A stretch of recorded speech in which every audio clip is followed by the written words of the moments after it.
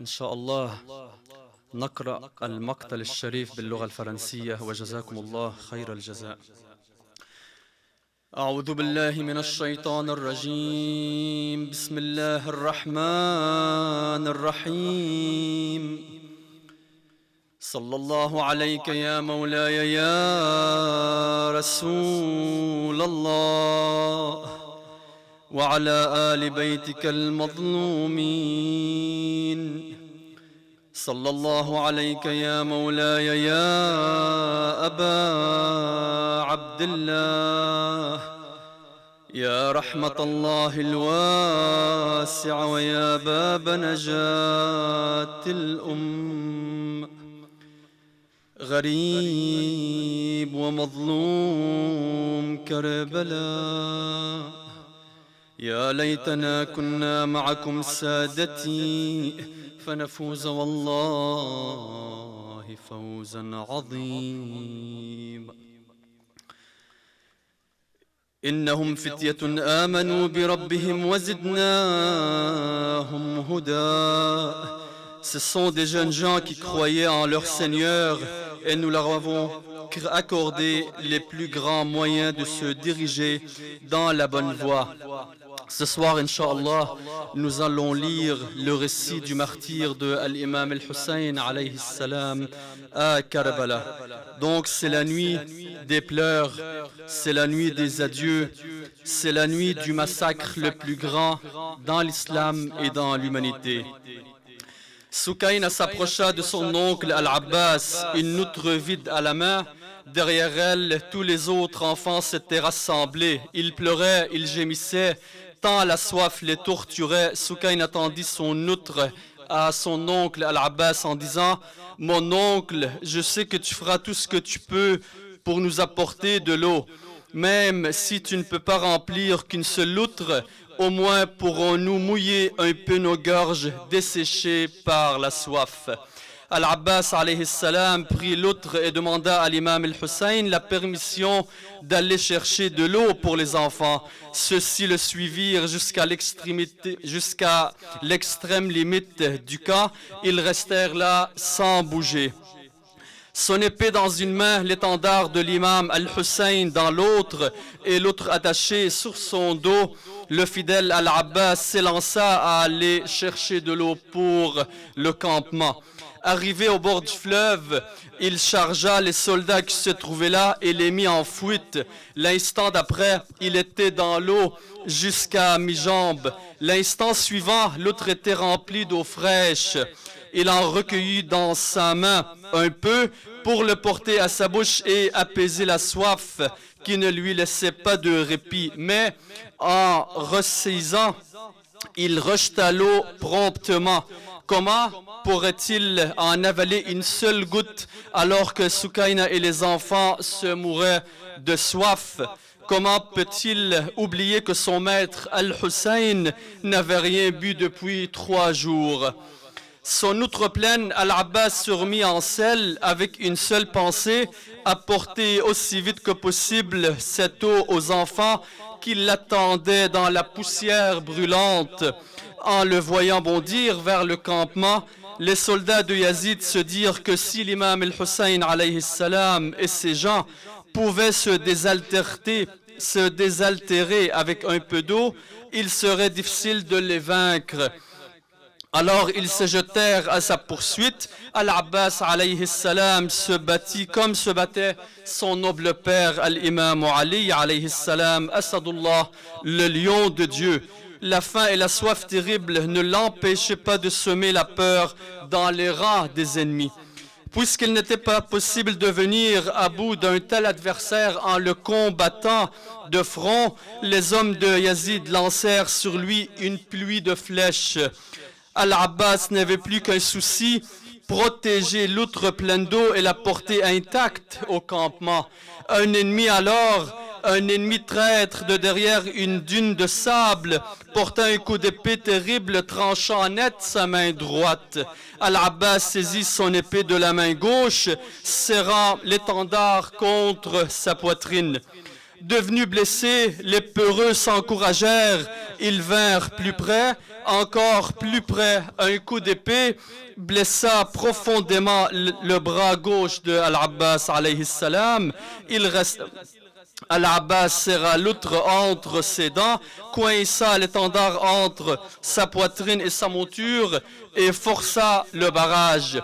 Il n'a pas arrêté. Il n'était plus habité que par la pensée de Sukaina et des enfants qui avaient mis en lui tous les espoirs. Dans une prière silencieuse, il supplia Allah subhanahu wa ta'ala de l'épargner le temps de mener à bien cette mission qui était rendue très difficile.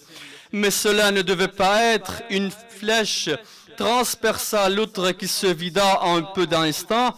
Une autre s'enfonça dans l'œil de Al-Abbas alayhi salam. Un coup mortel fut asséné à Al-Abbas par derrière avec une masse de fer. Il tomba sur le sable brûlant. Sentant la mort approcher à grands pas, Aba Fadl al-Abbas alayhi salam appela l'imam al-Hussein. Comme en réponse à son cri de détresse, il sentit sa présence à ses côtés. C'était la première fois que Al-Abbas, il appelait son frère par mon frère.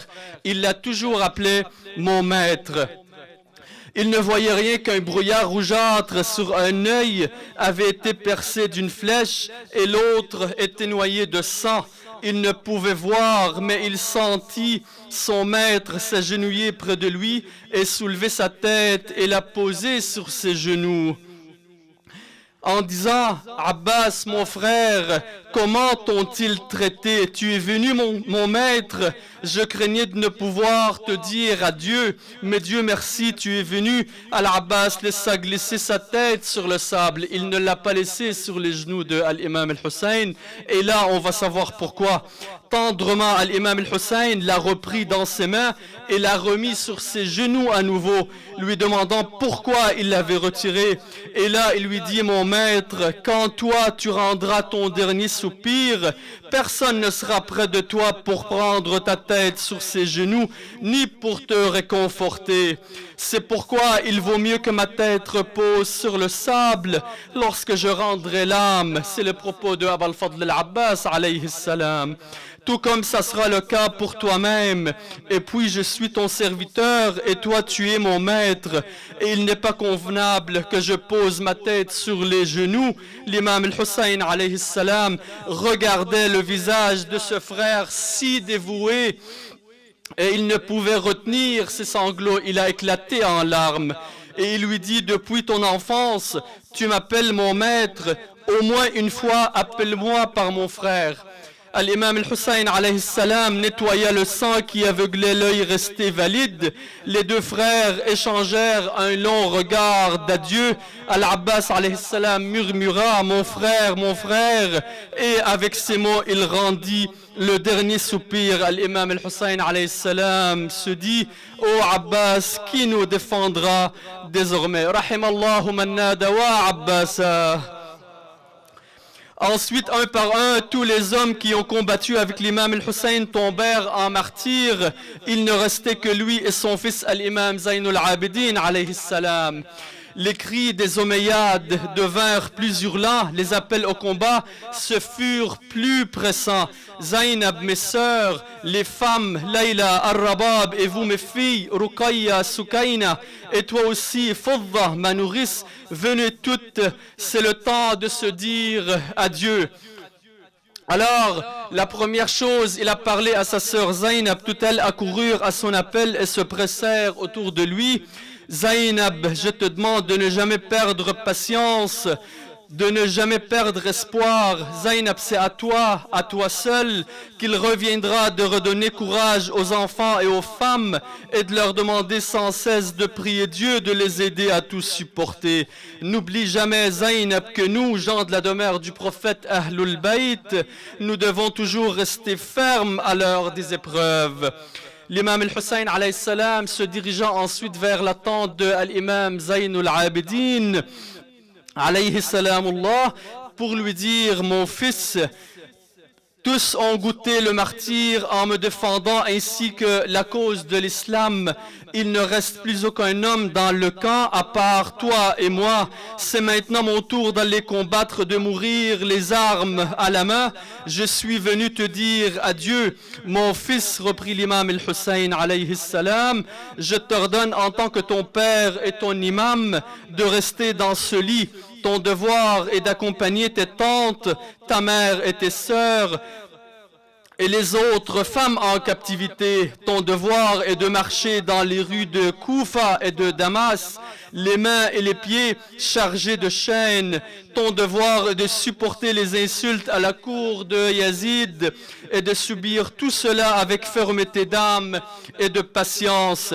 Ton devoir est de montrer à tous, à Yazid comme aux musulmans, aux vivants et aux générations futures, que nous, gens de la maison du prophète Ahlul Bayt, nous pouvons supporter toutes les épreuves et toutes les peines avec une foi indéfectible en Dieu et en notre cause. Voulant voir une dernière fois son dernier-né, Abdullah al-Radi', qui était encore sa mère, l'imam al-Hussein alayhi salam le trouvant en train de mourir de soif. Le prenant dans ses bras, il s'adressa aux ennemis, aux gens, si vous n'avez nulle pitié de moi, ayez au moins pitié de cet innocent nouveau-né. Mais ces êtres maudits n'avaient plus rien d'humain. Au lieu d'eau, c'est une flèche qu'ils envoyèrent en réponse, une flèche qui vint égorger le nouveau-né dans les bras de son père, l'imam al-Hussein. Après un violent sursaut, le petit corps resta inerte. Qu'Allah ساعد الله قلب الحسين في هذه الساعة. qu'Allah subhanahu wa ta'ala soit avec Al-Hussein en cette heure. L'imam remplit sa main du sang qui s'échappait de la gorge tranchée, puis le lança vers le ciel en disant « Ceux qui me facilitent les malheurs qui m'arrivent, c'est que cela se fait sous le regard de Dieu subhanahu wa ta'ala. » Et aucune goutte de ce sang ne retomba en terre. L'imam al-Baqir alayhi salam, il dit que quand ce massacre a eu lieu pour Abdullah al-Radi', l'imam al-Hussein alayhi salam, il a commencé à s'asseoir et à bouger plus de 10 fois et en fin de compte, il a donné l'enfant à Sayyida Zaynab pour qu'elle aille voir al-Rabab. L'imam al-Hussein alayhi salam contempla longtemps les corps de ses compagnons et de ses proches parents, puis se dirigea vers les tentes pour faire ses derniers adieux aux femmes et à son seul fils survivant, le futur imam après lui, qu'une mystérieuse maladie avait cloué au lit. Sa sœur, ses épouses, ses filles, tous et toutes l'entouraient à présent.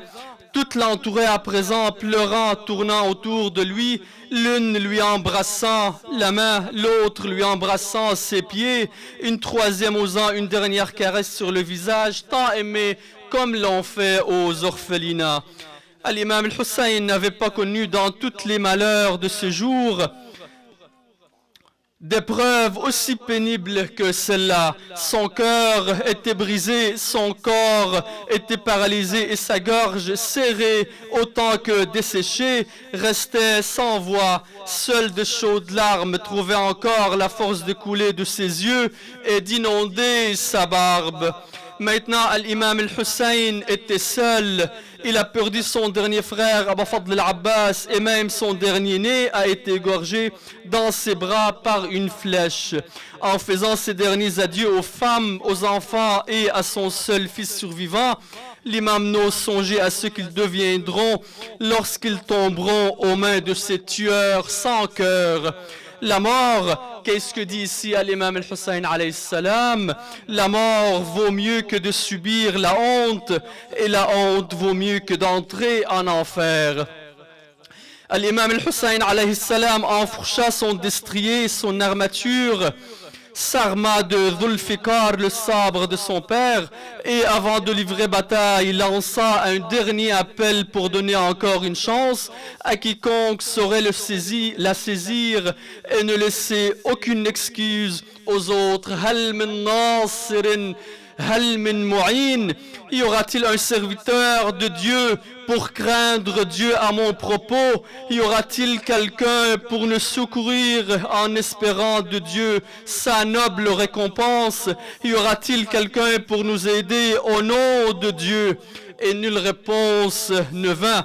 Et les combats commencèrent. L'imam al-Hussein envoya en enfer tous ceux qui les défiaient en combat singulier. Personne n'osait le combattre, s'imaginant pouvoir être celui qui vaincrait l'imam al-Hussein alayhi salam. Puis, voyant qu'il n'y avait pas moyen de le battre en duel, plus aucun combattant n'avança vers le champ de bataille. L'imam al-Hussein dirigea alors ses assauts au cœur des rangs ennemis, mais tels des sauterelles, ceux-ci se dérobaient devant lui et reformaient leur rang après qu'il fut passé. Il parvint pourtant à tuer plusieurs centaines de combattants. C'était semblable à un ouragan. Il était partout et à la fois et en même temps insaisissable. Et lorsqu'un groupe de combattants se préparait à l'assaillir, c'est lui qui se ruait sur eux et il s'éparpillait comme un troupeau de moutons attaqués par les loups. Et lui, sans cesse, il n'arrêtait de répéter « La hawla wa la quwwata illa billah » Il n'est de force et de puissance que par Allah subhanahu wa ta'ala. Voyant qu'il n'arriverait pas à en venir à bout, les maudits recoururent à la ruse comme ils ont toujours fait. Ils le contournèrent pour lui couper toute retraite vers les tentes et un groupe d'entre eux se dirigea vers elles pour les prendre d'assaut. Mais l'imam réussit à réveiller un dernier sursaut de honte dans l'esprit de leur chef, Omar bin Saad, en lui disant « Si vous ne craignez pas Dieu et n'avez plus de religion, soyez au moins des hommes, ne vous en prenez pas des femmes sans défense. Qu'Allah le haut soit avec Sayyida Zaynab alayha salam. » Les hommes furent donc rappelés à l'ordre par Omar bin Saad et les combats reprirent de plus belle. La soif était cependant devenue vraiment insupportable et l'imam al-Hussein dirigea sa monture vers le fleuve. Voyant cela, les maudits s'interposèrent car il savait bien que si al-Hussein alayhi salam pouvait boire, son ardeur en serait renforcée et alors malheur à eux. Al-Hussein parvint pourtant à traverser le rang et fit avancer sa monture dans l'eau fraîche du fleuve. Il alla enfin pouvoir humecter ses lèvres desséchées par la soif. Quand soudain des hommes crièrent à nouveau « Eh Hussein, tu bois alors que l'armée a envahi tes tentes et s'empare des femmes ?»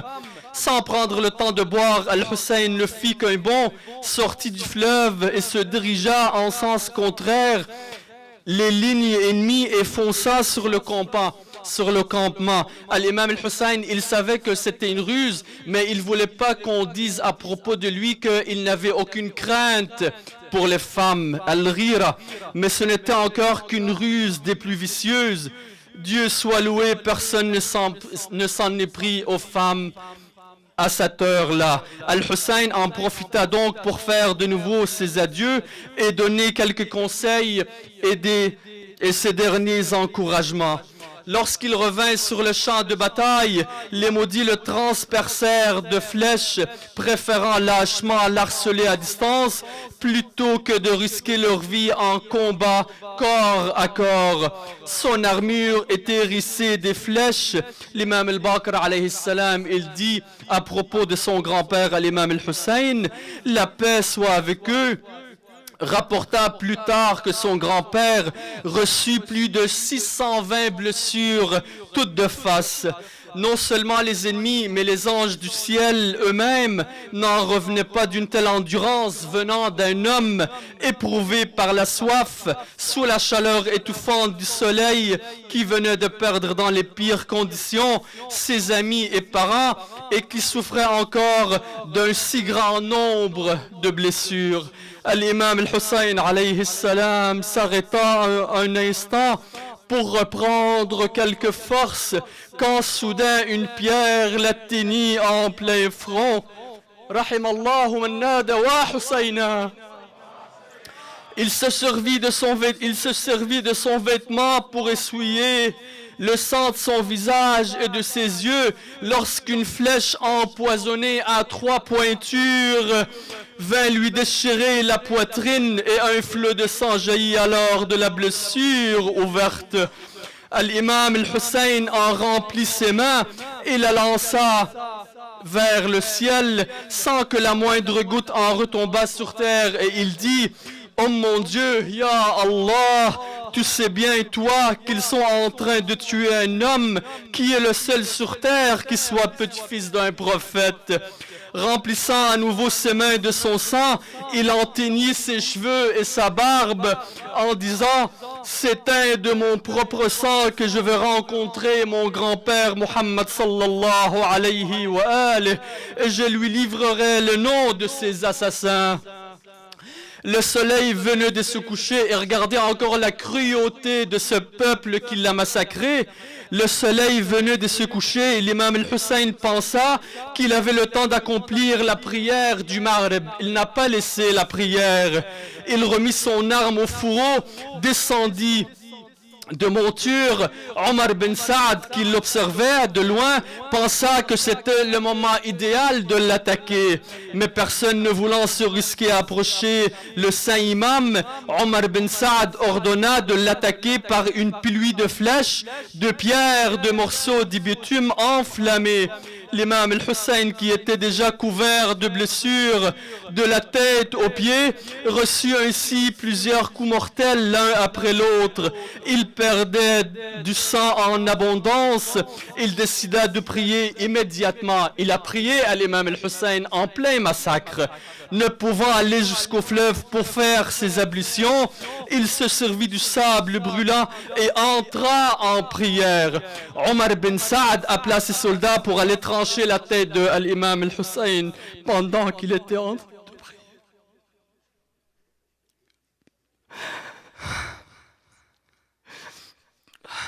Ya Allah. Pendant qu'il était en train de prier, mais personne n'osait s'approcher de l'imam al-Hussein.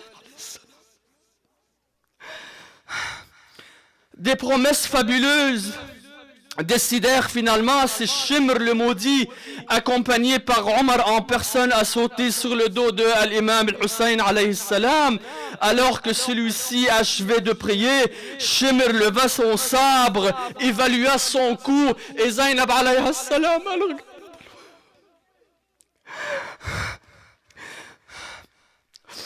L'imam al-Hussein alayhi salam, il était trop faible maintenant pour...